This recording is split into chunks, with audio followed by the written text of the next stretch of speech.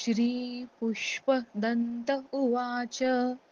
महिम्नः पारन्ते परमविदुषो यद्य सदृशी स्तुतिर्ब्रह्मादीनामपि तदवसन्नास्त्वयि गिरः अथावाचा सर्वस्वमतिपरिणामावधिगृणन् ममापेशस्तोत्रे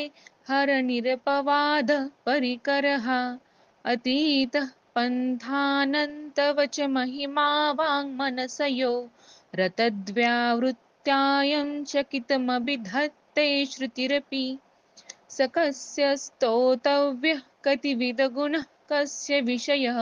पदे त्वर्वाचीने पतति न मनः कस्य न वचः मधुस्फीता वाच परमममृतन्निर्मितवतस्तव ब्रह्मन् किं वागपि सुरगुरोर्विस्मयपदम् मम त्वेतां वाणीं गुणकथनपुण्येन भवतः पुनामीत्यर्थेऽस्मिन् पुरमथन बुद्धिर्व्यवसिता तवैश्वर्यं यत्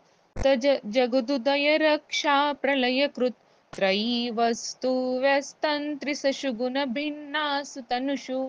अभव्यानामस्मिन् वरदरमणीयामरमणिं विहन्तुं व्याक्रोशिं विदधत इहैके जडधियः किमिह किं कायस्य खलु किमुपायस्त्रिभुवनं किमाधारो धाता सृजति किमुपादान इति च अतर्कैश्वर्यै त्वय्यन् वसरदुःस्थो हतधियः कुतर्कोऽयं कांश्चिन् मुखरयति मोहाय जगतः अजन्मानो लोकः किमवयवन्तोऽपि जगता मदिष्ठातारं किं भवविधिरनादृत्य भवति अनीशो वा कुर्यात् भुवनजनने कः परिकरो यतो मन्दास्त्वां प्रत्यमरवरसंशेरत इमे त्रयी साङ्ख्यं योगः पशुपतिमतं वैष्णवमिति प्रभिन्ने प्रस्थाने परमिदमधः पथ्यमिति च रुचीनां वैचित्र्यादृचकुटिलनानापथजुषान् नृणामेको गम्यस्त्वमसि पयसामर्णव इव महोक्ष खट्वाङ्गं परशुरजिनं भस्मफणिनः कपालं चेति यत्तव वरदतन्त्रोपकरणम् सुरास्तां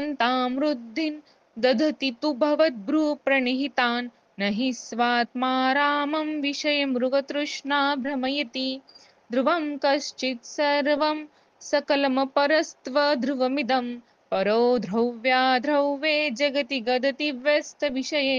समस्तेऽपेतस्मिन् पुरमथनतैर्विस्मित इव स्तुवं जिरेमि त्वां न खलु ननु दृष्टा मुखरता तवैश्वर्यं यज्ञाद्यदुपरि विरञ्चिरहरिरधः परिच्छेतुं यातावनलमणलस्कन्धवपुषः ततो भक्तिश्रद्धा भरगुरुगृणुद्भ्यां गिरिशयत् स्वयं तस्तेताभ्यां तव किमनु वृत्तिर्न फलति अयत्नादापाद्य त्रिभुवनमवैरव्यतिकरन् दशास्यो यद्बाहू न भृतरन कण्डूपरवशान् शिरपद्मश्रेणीरचितचरणान् भोरुहबलैः स्थिरायास्त्वद्भक्तैस्त्रिपुरहरविस्फूर्जितमिदम् अमुष्यत्वत्सेवा समधिगतसारं भुजवनं बलात् कैलासेऽपि त्वदति वसतो विक्रमयतः अलभ्या पातालेऽप्य लसचलिताङ्गुष्ठशिरसि प्रतिष्ठा त्वय्यासि ध्रुवमुपि चितो मुह्यति खलः यदृद्धिं सुत्राम्नो वरद परमोच्चैरपि सति मदश्चक्रे बाणः परिजनविधेय त्रिभुवनः न तच्चित्रं तस्मिन् वरिवसि तरि त्वच्चरणयोर्न कस्याप्युन्नते भवति शिरस त्वय्यवनतिः अकाण्डब्रह्माण्डक्षयचकितदेवासुरकृपा विधेयस्यासिद्ध्यस्त्रिनयनविषं संवृतवतः सकल्माषः कण्ठे तव न कुरुते न श्रियमहो विकारोऽपि श्लाघ्यो भुवनभयभङ्गव्यसनिनः असिद्धार्था नैव क्वचिदिपि सदैवासुरनरे निवर्तन्ते नित्यं जगति जैनो यस्य विशिखाः स पश्यन्नीशत्वामितरसुरसाधारणमभूत् स्मरस्मर्तव्यात्मा न हि वशुषुपथ्य परिभवः महीपादाघातात् व्रजति सहसा संशयपदम् पदं विष्णोर्भ्राम्यद्भुजपरिगरुग्णग्रहगणम् मुहुर्द्योर्द्यौस्थ्यं यात्यनिभृतजटाताडिततटा जगद्रक्षायै त्वन्नटसि ननु वामैव विभुता वियद्व्यापीतारागणगुणितफेनोक्तमरुचिः प्रवाहो वारां यः पृषतलघुदृष्टः शिरसि ते जगद्वीपाकारं जलधिवलयन् तेन कृतमि त्यनेनयोन्नेयं धृतमहिमदिव्यं तव वपुः रथक्षोणीयन्ताशत धृतिरगेन्द्रो धनुरथौ रथाङ्गे चन्द्रार्को रथचरणपाणिश्चर इति दिधक्षोस्तेकोऽयं त्रिपुरतुडमाडम्बरविधिर्विधेये क्रीडन्त्यो न खलु परतन्त्रा प्रभुरियः हरिस्ते साहस्रं कमलबलिमाधाय पदयोर्यदेकोणे तस्मिन् निजमुदहरन्नेत्रकमलं गतो भक्त्युद्रेकः परिणतिमसौ चक्रवपुषा त्रयाणां रक्षायै त्रिपुरहर जागर्ति जगतां क्रतौ सुप्ते जाग्रत्वमसि फलयोगे क्रतुमतां क्व कर्म प्रध्वस्तं फलति पुरुषाराधनमृते अतस्त्वां सम्प्रेक्ष्य क्रतुषु फलदानप्रतिभुवं श्रुतौ श्रद्धां बद्ध्वा दृढपरिकरः कर्मसु जनः क्रियादक्षो दक्ष क्रतुपतिरधिशस्तनुभृता ऋषीणामार्त्विज्यं शरणदसदस्यासुरगणाः क्रतुभ्रेक्षस्त्वत्तः क्रतुफलविधानव्यसनिनौ ध्रुवं कर्तुं श्रद्धा विदुरमभिचारा हि मखाः प्रजानाथन्नाथ प्रसभमभिकं स्वां दुहितरं गतं रोहिद्भूतां वपुषा धनुष्पाणेर्यातन् दिवमपि सपत्राकृतममुं त्रसन्तन्तेऽद्यापि त्यजति नगो मृगव्याधर्वसः स्वलावण्या शंसा धृतधनुषं मल्हाय तृणवत् पुरः प्लुष्टं दृष्टा पुरमथनपुष्पायुधमपि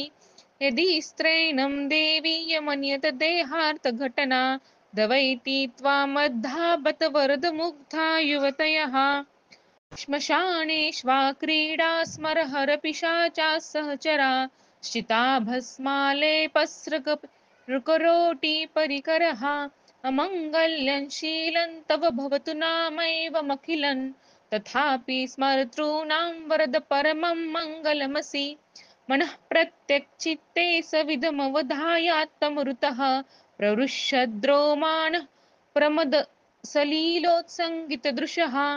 यदालोकाल्हादं हृदैव निमज्जामृतमये दधत्यन्तस्तत्त्वं किमपि यमिनस्तत्किल भवान् त्वमर्कस्त्वं सोमस्त्वमसि पवनस्त्वं हुतवहस्त्वमापस्त्वं व्योमत्वमु धरणिरात्मा त्वमिति च परिच्छिन्नामेवं त्वयि परिणता बिभ्रतु गिरं न विद्मस्तत्तत्त्वं वयमिह तु यत्त्वन्न भवसि तिस्रो वृत्तिस्त्रिभुवनमथो त्रीनपि सुरा नकारर्द्रैवर्णे स्त्रिभिरभिदधत्तीर्न विकृति तुरीयन्ते धाम ध्वनिभिरवरुन्धानमनुभिः समस्तं व्यस्तं त्वां शरणदगुरुनाथ्योमिति पदं भवः शर्वो रुद्र पशुपतिरगौ